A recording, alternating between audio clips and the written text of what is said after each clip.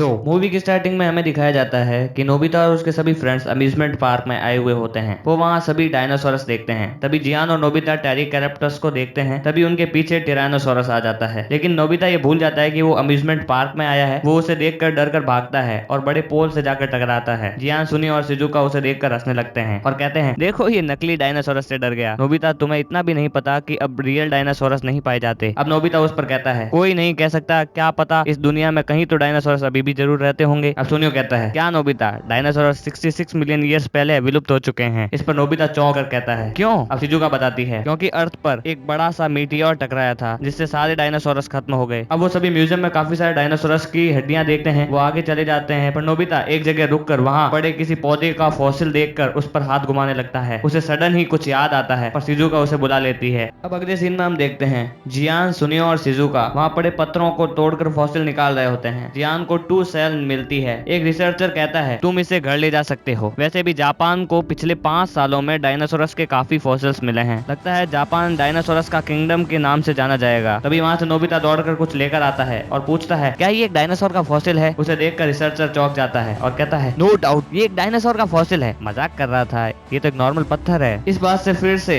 जियान और सुनियो हंसने लगते हैं। इस बात से नोबिता गुस्सा होता है और कहता है, आज मैं ये कह देता हूँ, मैं तुम्हें कोई फॉसिल नहीं, मैं तुम्हें दिखाने के लिए एक जिंदा डायनासोर ढूंढूंगा। अब सुनियो कहता है, चलो हम इसे रिकॉर्ड कर रहे हैं, क्या होगा अगर तुम इसे ढूंढ नहीं पाए? नोबिता कहता है, बस तुम देखो। वो उसे एविडेंस के तौर पर रख लेते हैं। अब नोबिता कहता है, मैं एक असली डायनासोर ढूंढ कर इन्हें दिखाऊंगा और उनकी बोलती बंद कर दूंगा। अब हमें वो ही रिसर्चर दिखाया जाता है। वो कहता है, इस संसार में काफी सारे डायनासोर को ढूंढना अभी भी बाकी है, क्या पता क्या जीवित हो। इस बढ़ते क्रम में क्या पता कुछ अभी भी ढूंढना बाकी हो। अब हम देखते हैं कि नोबिता एक पत्थर से टकरा कर नीचे गिर जाता है। अब रिसर्चर बच्चों से कहता है, क्या पता कोई नए डायनासोरस का फॉसिल कहीं दबा हो, क्या पता तुम उसे ढूंढ लो, लेकिन ये जरूरी भी नहीं है, उस डायनासोरस का नाम तुम्हारे नाम पर भी रखा जा सकता है। अब नोबिता उस पत्थर को उठाता है। उस पत्थर को देखकर उसे फिर पुराने दिनों की याद आती है। वो उसे लेकर सीधा दौड़ता हुआ डोरेमोन के पास जाने लगता है और रास्ते में पड़े कैन से टकरा कर नीचे गिर जाता है। अब हमें जीवन की शुरुआत से लेकर आज तक का एवोल्यूशन दिखाया जाता है, इस धरती का विकास किस तरह हुआ। अब नोबिता उसे लेकर डोरेमोन के पास जाता है और कहता है, शायद ये डायनासोरस का अंडा है। इसे सुन डोरेमोन जोर से हंसने लगता है। अब नोबिता उसे लेकर कहता है, चाहे तुम इसे कुछ भी समझो, लेकिन इसके शेप और इसकी साइज से तो यही लगता है कि ये एक डायनासोरस का अंडा है। अब डोरेमोन कहता है, तुम्हें क्या पता कि ये एक डायनासोरस का अंडा है? क्या पता कि ये एक नॉर्मल पत्थर ही हो? क्या पता ये पुराने जमाने के फल का फॉसिल हो? और क्या पता कि ये कोई स्टूल हो? अब नोबिता कहता है, अगर इसका पता लगाना है तो टाइम चेंजिंग क्लॉथ निकालो। नोबिता उसे निकालने की कोशिश करता है और कहता है, इससे हमें पता पड़ जाएगा। पर डोरेमोन उसे गुस्से से हटाता है और कहता है, क्या होगा अगर ये रियल में एक डायनासोर का अंडा हुआ तो? अब नोबिता कहता है, मैं उसे बढ़ने दूंगा। डोरेमोन कहता है, नोबिता ये मुश्किल है, किसी लाइफ को बढ़ाना जितना तुम सोच रहे हो उससे काफी ज्यादा कठिन है, और वो भी इस संसार में जहाँ डायनासोरस विलुप्त हो चुके हैं। ये काफी बेकार होगा। ऐसा कहकर वो डोरा के खाने वाला होता है, पर नोबिता उससे वो छीन लेता है। इसका मतलब डोरेमोन को भी ये लगता है कि ये डायनासोरस का एग है। अगर तुम मानते हो तो टाइम चेंजिंग क्लॉथ निकालो ना। अब डोरेमोन उसे निकालता है। नोबिता उसे उसमें बांध कर खाना खाने चला जाता है। अब रात के समय नोबिता देखता है कि उसमें कोई भी चेंजेस नहीं आए होते हैं। डोरेमोन सो जाता है, पर नोबिता अभी भी उसे देख रहा होता है। अब सुबह के वक्त वो क्लॉथ हिलने लगता है। नोबिता चौंक कर उठता है। उस अंडे में से सही में एक डायनासोर निकलता है, लेकिन उस अंडे में एक ही नहीं 2 डायनासोर होते हैं। एक डायनासोर जो अंडे के अंदर होता है काफी डरता है, लेकिन बाद में वो नोबिता के पास आ जाता है। वो क्यू जैसी आवाज निकालता है, जिस पर नोबिता उसे क्यू नाम दे देता है और दूसरे डायनासोर का नाम मियू। अब नोबिता पूछता है कि ये कौन सा डायनासोरस है।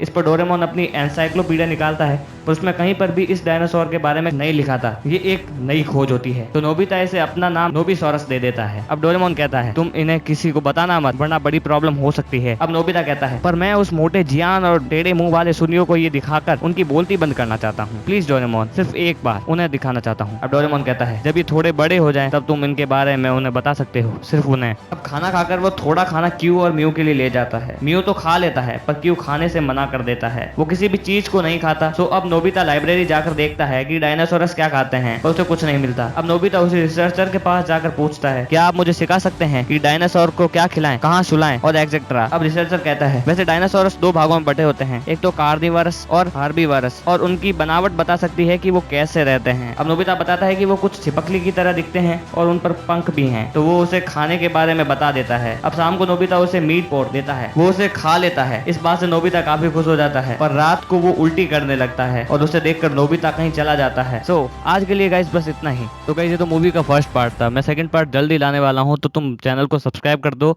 और वीडियो को लाइक कर दो। मिलते हैं अगली वीडियो में, तब तक के लिए बाय।